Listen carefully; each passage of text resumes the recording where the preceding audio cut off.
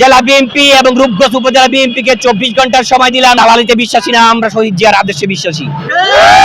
রূপগঞ্জ জেলা বিএনপি এবং অঙ্গ সংগঠন এবং নারায়ণগঞ্জ জেলা বিএনপিকে বলতে চাই, বিগত দিনে মাসুদ আমাদের নেতা হামলা মামলার শিকার হয়েছে।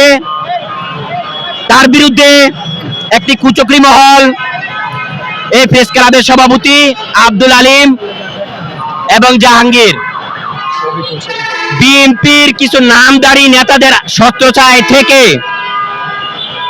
মাসুদুর রহমান মাসুদ সহ আমাদের সহযোদ্ধাদের বিরুদ্ধে একটি মিথ্যা মামলা করেছে।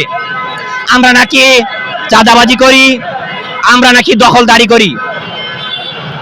বিগত দিনে দেখেছেন আমাদের নারায়ণগঞ্জ জেলা এবং রূপগঞ্জ সহ বিভিন্ন ইউনিটের ভূমিকা মাসুদ ভাইয়ের নেতৃত্বে আমরা কি করেছিলাম।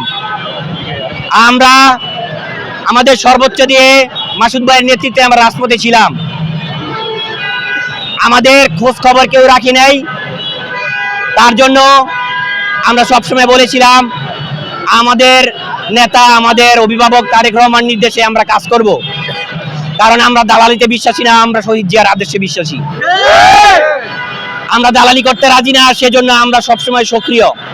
আমাদের বিরুদ্ধে একটি দল কুচক্রী মহল যাতে মাসুদ ভাই কমিটিতে না আসতে পারে সেজন্য বিভিন্ন রকমের হয়রানিমূলক মিথ্যা মামলা দিয়ে সেন্ট্রালের কাছে আমাদেরকে একটি প্রশ্নবিদ্ধ করছে।